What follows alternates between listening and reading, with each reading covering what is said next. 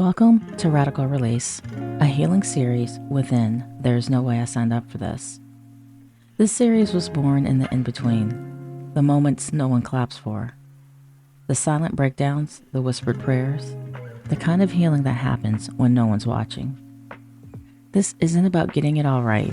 It's about learning to return to yourself with gentleness, with faith, and with enough grace to know that not having all the answers still means you're enough.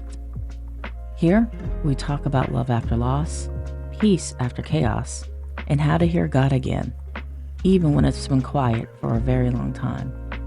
So take a breath.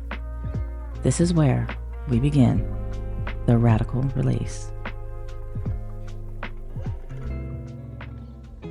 Welcome back to the Radical Release series. This episode, it's a heart check and something very, very near and dear to my own, but it's really an invitation.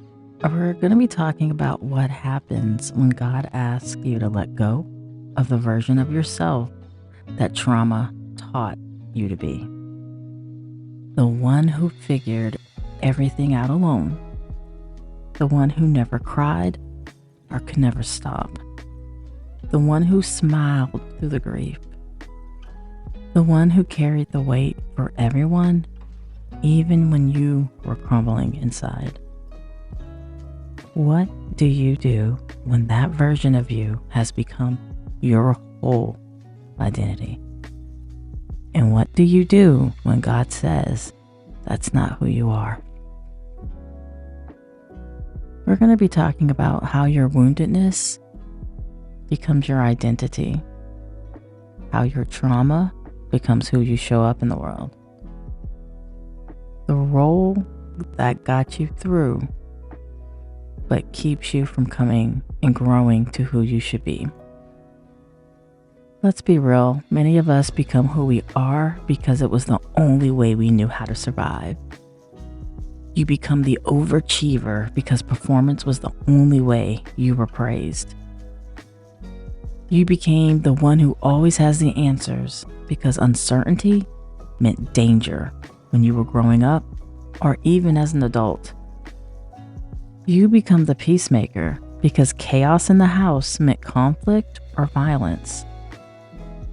And you become emotionally detached because nobody could handle your feelings, not even you. And I could point to all of these and say, that's not who you are. But for many, many years, that was who I was. You weren't wrong for becoming that person because that identity was your armor. It was what protected you. But now, in some instances, it's become a cage. And that's why we're here today. And that's why this episode is so important.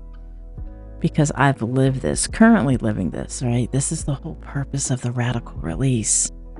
To release that identity of who you had to become to survive what you've gone through. It's the reason why we can't rest. The reason why intimacy or somebody getting too close feels threatening. It's why you can lead a crowd but still feel unseen. And it's why you're tired, but you don't know how to stop. You don't know how to turn your brain off. You don't know how to stop the thoughts. The survival self will always resist rest, healing, and vulnerability because those things were dangerous before. But God doesn't want you just to survive. He wants you to thrive. He wants you to grow. You have to be able to learn how to shed that role to make room for the rest, to put down the title of victim and victimization, to step into that space of growing and healing. Because what you, again, choose not to address, to acknowledge, we can't heal from, but also what we choose not to put down because of fear, we keep taking with us to every location, every relationship, every interaction. It's a sidekick beside you, guiding and directing what your next thoughts are. Trauma teaches us how to cope, right? We've developed behaviors to get us through whatever that was for you. Be it a situation, a relationship, a circumstance. You develop behaviors to help you survive. But once that experience has ended, a lot of us still carry those behaviors, maladaptive behaviors, that now are preventing you from growing. So to get to the healing, we have to transform.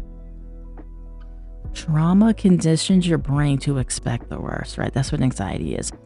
We want to be ahead of every decision so we know what to plan for. It teaches us to be on alert, to keep score, and to avoid stillness and rest. You become hypervigilant. You become hyper aware. Where is the next dangerous event coming from? So anything that feels peaceful is a potential threat. It's suspicious. It's unknown. Why is it so quiet right now, right? And coping mechanisms are brilliant short-term solutions, but they can make permanent homes within our psyche that prevents us from moving forward. So we're always stuck in that what's next role, because that's how we've learned to live. Here are a few of these that you might be able to relate to and resonate with. Hyper independence, right? I don't need anyone. I can do it on my own. But what's really going on is you've been hurt. And when you did lean on someone or thought someone was going to come to the rescue, they never did. So now you've learned and taught yourself, I have to be able to do it alone. Over spiritualizing, right? God's got it. But you never allow yourself to feel your real grief. And that's an experience I'm going through right now. Grief does have a purpose. But when you try to numb it with other things, you really don't allow yourself to feel the grief to allow the healing. And this can go on for years. For me, 20 plus years, to where you stop and say, this hurts, right? And for me, it's the loss of my mom. Never allowing yourself to feel that real grief has you stuck in that position. Then there's people pleasing. Keeping everyone happy so no one sees your anxiety, right? If everybody's smiling, if everybody's getting what they're wanting, they're not going to see me breaking. Anger masking. That's being snappy so people don't ask why you're hurting, right? I'm just going to be a jerk. So if I'm a jerk, they're not going to come and want to have a real conversation because I can be difficult. And then my personal favorite, emotional numbness. You shut off your heart because it's too unsafe to be present in your own body. And that emotional numbness can look like a lot of things. Overworking, over-tasking yourself, saying yes to everything. You're doing so much as a way to numb what's hurting so you don't have to be present and address it. But here's the reality with all of these. Healing requires surrender. It asks you to come out of the coping cave. It asks you to stop managing your pain and start meeting it. God doesn't want your polished perfection. He doesn't want an act. He wants your surrendered authenticity. He wants to meet you raw, real, unfinished, because that's where transformation lives.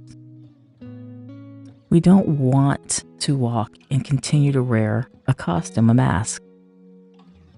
And this truth, this might sting a little because some of you, I might be stepping on toes. But that's why we're here. So some of us are waiting for a breakthrough. We want clarity, we want favor, we want doors to be open, but we're not showing up. We have a mask on, we have a disguise on. So what we're asking for in prayer is asking God to bless a costume, but not who you really are. You're asking for kingdom level favor while hiding behind trauma level behaviors and habits. You want that divine promotion while clinging on to people pleasing. Fear-based leadership are just masking your true voice. But guess what? You can't mask from God because He already knows you. He even knows the identity that you've built in your survival. But He's not calling you to stay in what you had to become. He's calling you into who you truly are. He wants you to step into those roles. The role of survivor. He wants you to look at being a receiver. He loves every version of you, and He's calling the free one forward. You don't have to perform. You just have to become. Jesus walks up to a man who's been lying by a pool for 38 years, waiting for someone to help him into the water. Jesus doesn't ask about his trauma. He doesn't ask who failed him. He asks one simple question. Do you want to be made well? Because healing is a decision. It's not about what hurt you. It's about what you're ready to release. The man's whole identity in this story was wrapped in his pain. Jesus was saying, you don't bring that mindset into your miracle. You can't carry that narrative into your healing. You can't hold the role and the resurrection at the same time. So here's the radical release today. Let go of who you had to be to survive. Let go of the role that helped you survive but is now holding you hostage. Let go of the trope of being the strong one, the one who never asks for help, the one who always has it together. Let go of the trauma that shaped your identity. You don't need that armor anymore. You don't need the act. You don't need the mask. You don't need the approval that kept you pretending. You're being called out of the performance and into presence, out of defense and into your destiny. So what you want to do is look at how trauma created this identity for you. And what are the steps you need to take to release that? So when we have this conversation with ourselves, we want to be honest. And in the reflection here, we're looking at what behaviors helped you survive, but now keeps you stuck. So when I look at myself and my situations, behavior that helped me survive was keeping to myself, not being open to new connections, basically hiding, but not hiding in a cave, hiding behind work, hiding behind accomplishments, hiding behind being the go-to person, right? Because if I'm hiding behind all of these things, that was my armor. But it prevented me from moving beyond the trauma. It prevented me from moving beyond the hurt and to be open to new experiences, because I was stuck now behind all of the things, all of my roles, all of my titles, all of my accomplishments. That's what kept me stuck. And then I want you to ask yourself, what identity did you build out of pain that you can now surrender? Who does God say I am? Who does God say I am without the performance, without the trauma, and without the fear? And for some, that could take some time because you have become that identity. You've become that performance, right? You've become that victim of trauma. You've become that scared individual. But what and who are you when those are removed away? So let's end with this prayer. God, I thank you for how I made it. I honor the version of me that survived. But I don't want to live in survival anymore. I want to live in surrender. I release the role I created to feel safe, accepted, and strong. And I lay down the armor. I let go of the mask. Reintroduce me to the me you always knew I was. The healed me, the whole me, the called me. Amen. So like I said, this is a very intentional episode because it's something that I've been experiencing deeply in the past few months, where looking at all the persona, the characteristics, the behaviors that I have created for myself were actually defense mechanisms, right? Keeping me from developing relationships, keeping me stuck because the unknown felt unsafe. Because when you don't have everything in control, that's when bad things happen.